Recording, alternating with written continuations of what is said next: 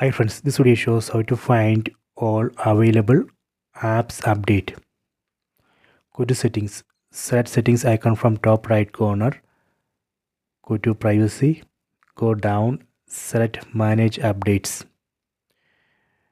So here you can see auto update apps. The first we need to turn off this option. After that you can go to see available updates, select this. Here you would be able to see all available updates.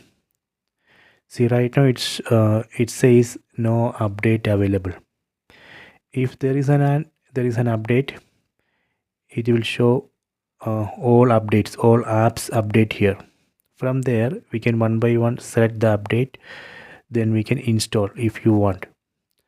Okay, so this way we can find all available apps update. You can try this. I hope you have enjoyed this video. Please subscribe this channel, please like and share the video.